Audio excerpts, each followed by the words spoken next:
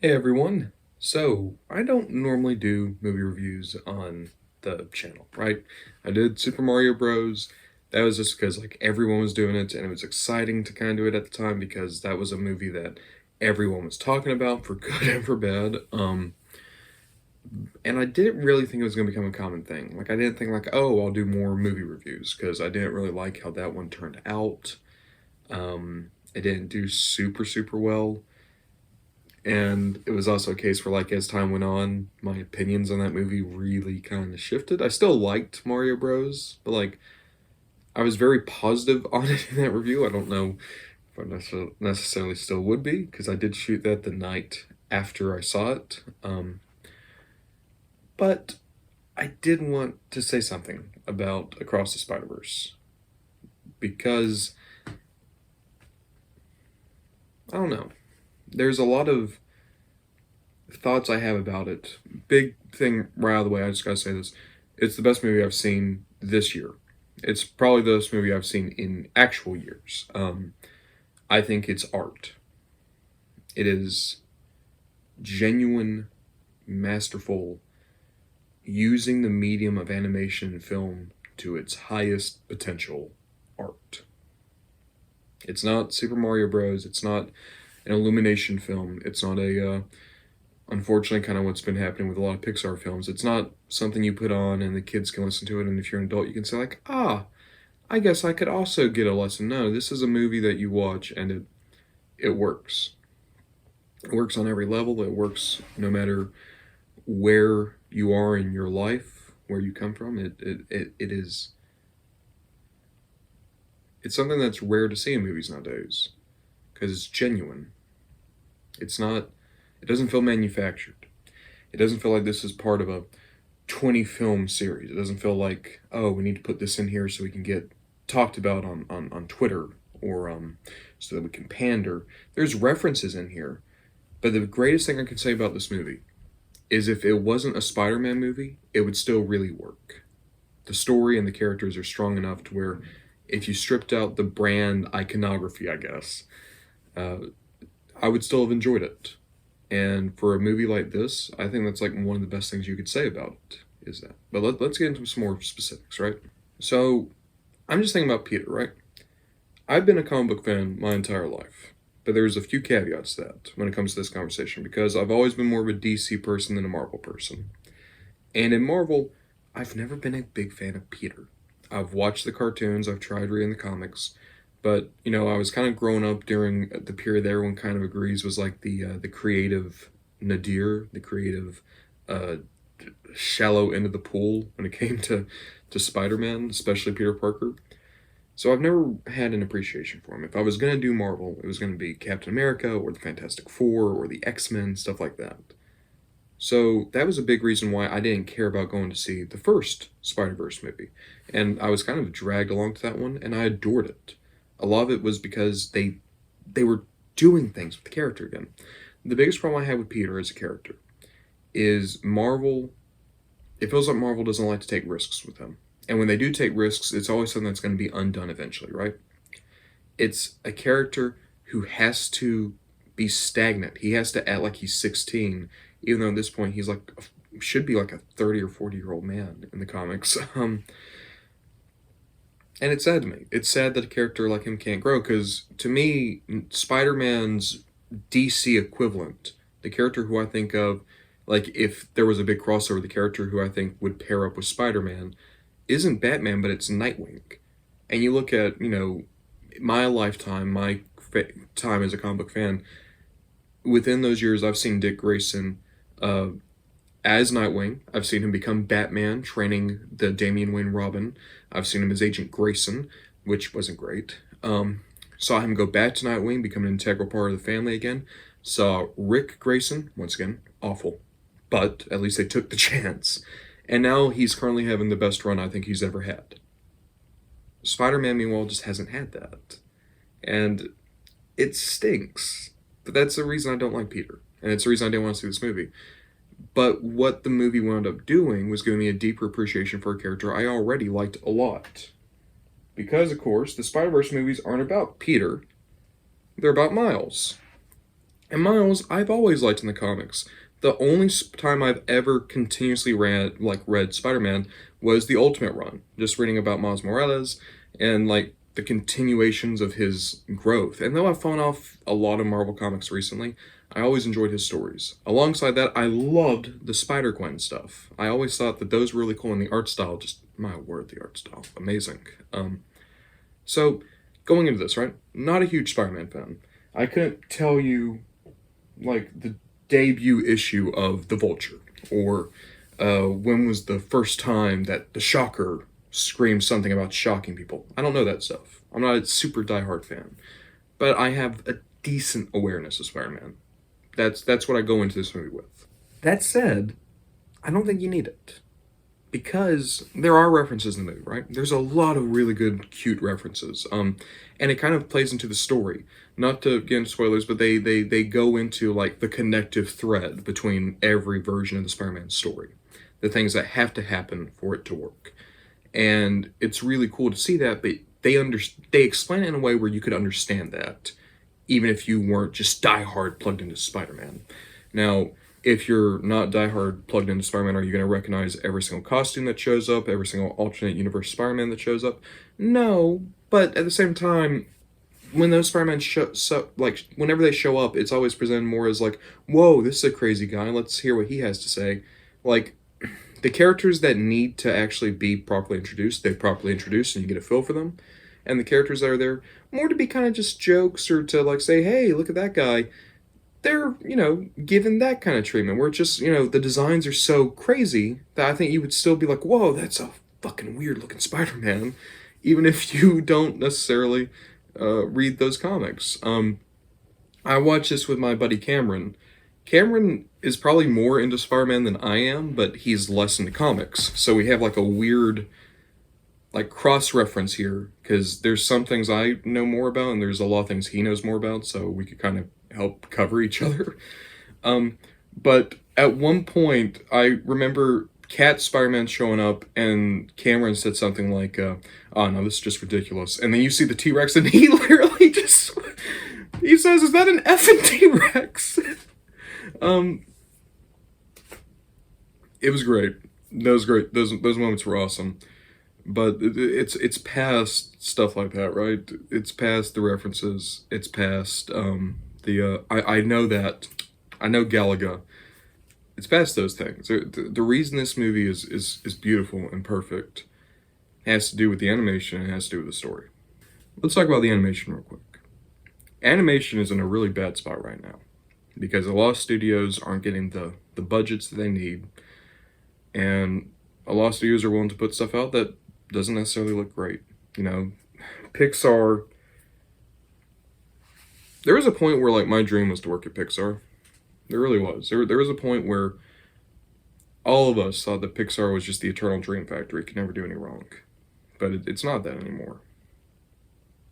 I don't remember the last time I've seen a Pixar movie that really just blew me away. And there was a point where every Pixar movie did that. It's weird because DreamWorks is almost going into that position now where they're the ones that are like innovating again. But even then, like, they can be hit and miss. And there was a huge, like, almost like decade-long span where it's like everything they put out was just like, man. Sony Animation, right? Sony Animation puts out a few films. I think the big one everyone always points to is like they did the Emoji Movie. And that's the reason why everyone was like, well, this Spider-Man movie is going to suck because they did the Emoji Movie. But then they do Into the Spider-Verse. Mind-blowing. And I think the evolution from Into to Across is even more pronounced, because every universe you go to has its own art style. And I think specifically, like, you go to Spider-Gwen's universe a lot, and it is just the most breathtaking stuff. Like, I can compare it to visuals I've seen in like some very experimental like anime. Like there's an anime I really like called Mononoke, and it experiments with colors a lot. And that's what Spider-Gwen's Dimension reminds me of, because all the backgrounds are like watercolor, but it's watercolor that's not fully set, so it's still like going down and drying as they're moving about. And there's so much attention to detail. Every character retains their art style. So like Spider-Punk, here, real quick. Spider-Punk, who in my review, I was like really kind of dogging, saying like, oh, I don't think there's going to be much. Spider-Punk wound up being probably my favorite character in the movie. And I was expecting he'd show up and he'd just look like the rest of them. No. Every time he shows up, he looks like British, like 80s, 90s counterculture, like made out of newspaper, made out of pop art kind of thing. And I remember hearing stories of like the animation team. The reason this movie took so long is they were trying to specifically figure out how to animate one character. And watching the movie, there's so many characters that have such distinct animation styles. I don't know which one it was. It could have been Spider Punk. It could have been the Spot. Um, but it was, in any case, the animation, beautiful. Next level. Um, this is going to be best animated film of the year. Like, no doubt. No doubt. No doubt. And if the Oscars don't give it that, then, you know, Oscars are Oscars. But it watching this film, it reinvigorated my love of animation. After so long of me kind of just going through the motions and thinking like, oh, I mean, at least I didn't hate it. I guess that's fine. This movie goes like the old Pixar route and says, no, we're going to tell a story. It's going to be great if you're a kid. It's going to be great if you're an adult. And a huge component of that is the animation. Just how beautiful it is. Because it is.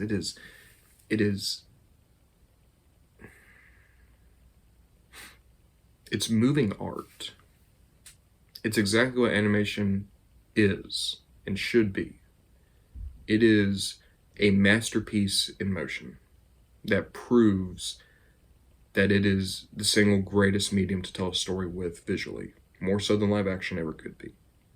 I'm not going to get super deep in the story because everyone needs to go see this. I'm not spoiling anything. But the story is also just incredible. The whole theme of the story is essentially self-worth. Do you value yourself? Do you think the people around you value you? That's, the villain, the Spot, that's his primary motivator. That's the thing that Miles is dealing with, the feelings that he's not respected for who he is and what he's done. And in all honesty, I've seen a lot of people say that of this movie, Spider-Gwen is the actual main character, and I totally agree with that. The movie begins with them, and it ends with them. I think that in this trilogy, this is Spider-Gwen's chapter. And Spider-Gwen does an amazing job at really analyzing just what makes her character tick. And she has so many great moments that I teared up. And more so than possibly even Miles, we get that story of what is self-worth, what is your opinion of yourself, how does that affect you? Beautiful, beautiful. And it's carrying on from the last movie, because that was another movie that dealt with, do you believe in yourself? Do you give yourself the credit you deserve? So that's the big overarching kind of theme here. And it's perfect for Spider-Man, because when Spider-Man's at their best, when Spider-Man is at their absolute best, right? Spider-Man is a story of a guy who has no money. He has no favors. He has no advantages. He is trying to make things work. He's a genius who can't get a college degree. He's an excellent journalist or an excellent photographer who can only get jobs because he gets pictures of Spider-Man. He's a hero who saves everyone, and yet the Avengers never send him an invite.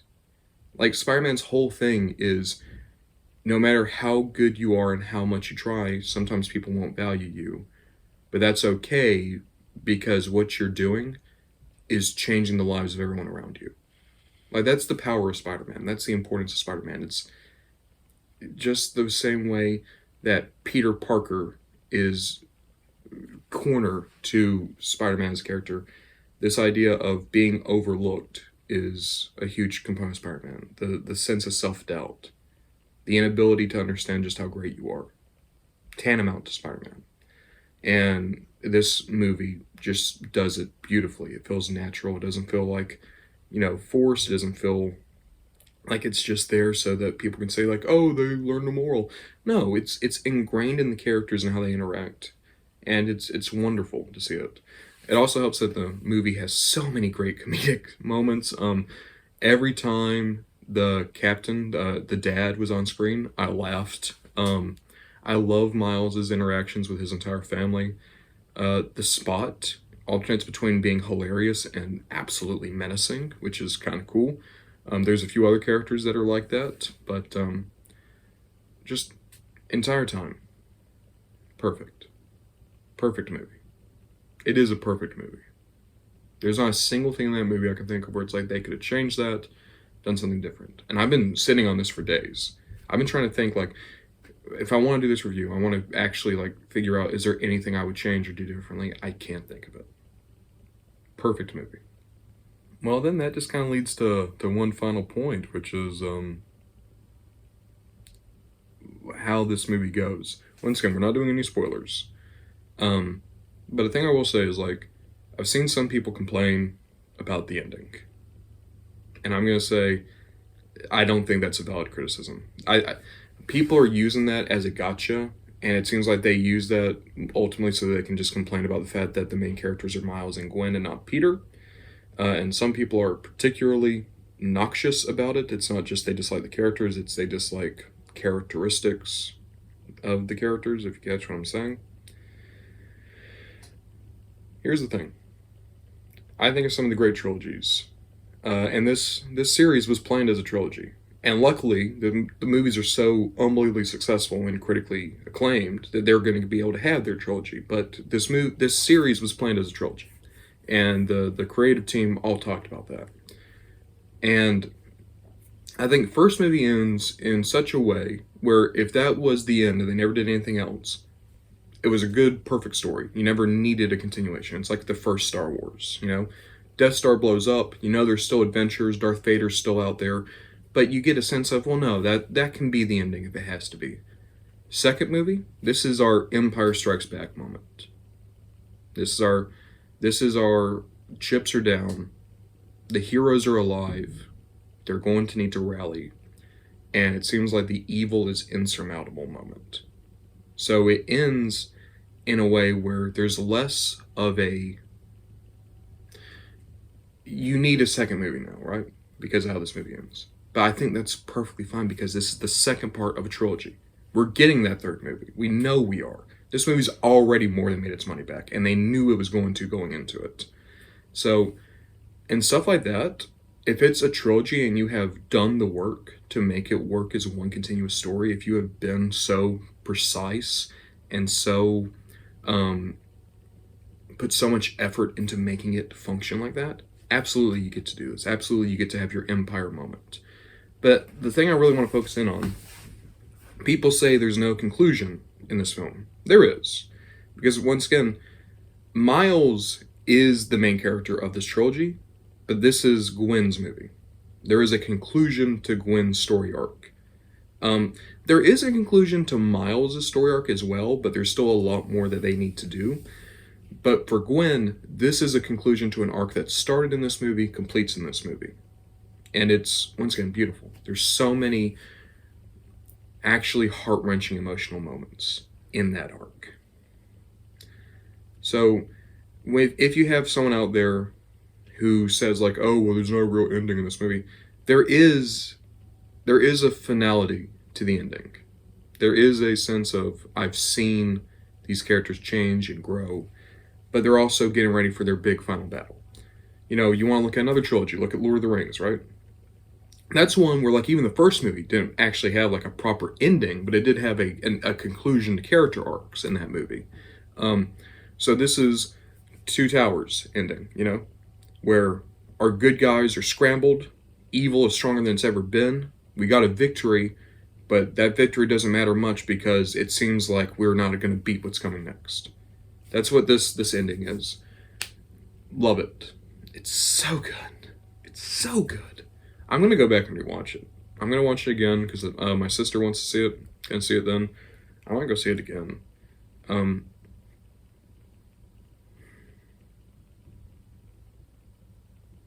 I just love it, man. I don't have a.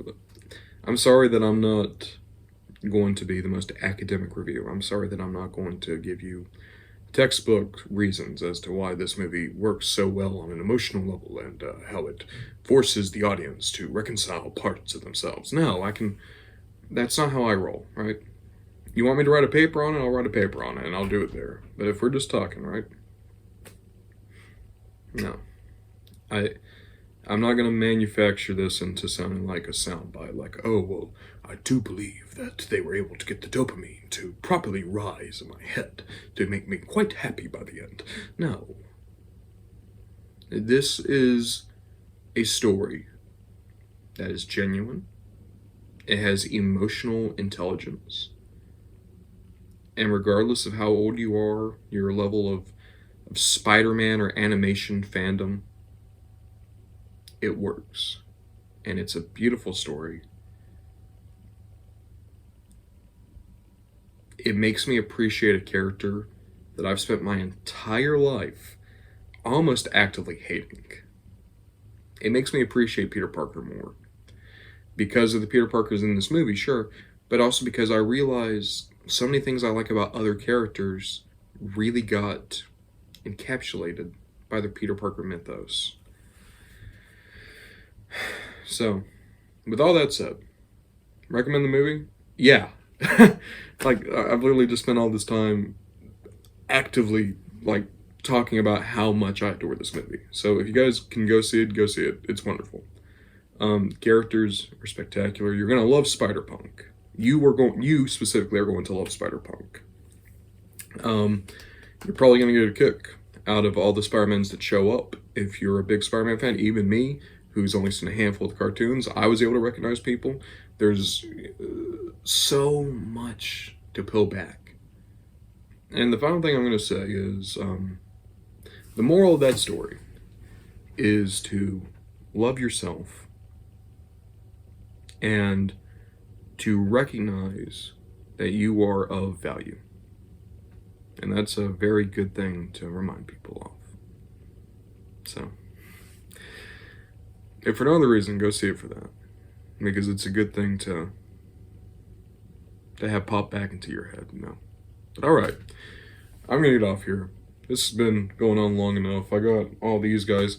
It's terrible. I was just gonna get these guys after seeing this movie. I like scrounged all of Savannah and got the Marvel Legends of this line too. And now I'm thinking I need a Fantastic Four to go with them. I gotta get a Cap. It's gonna be a nightmare. This movie has ruined me, I'm afraid. But alright. Thank you guys for watching. This is probably gonna go up on the YouTube first, so hey, like, comment, subscribe. And we're also on TikTok, Ron Bondajon. Like, comment, subscribe. Alright, enough of that. Go see the movie. You guys are cool. Thank you.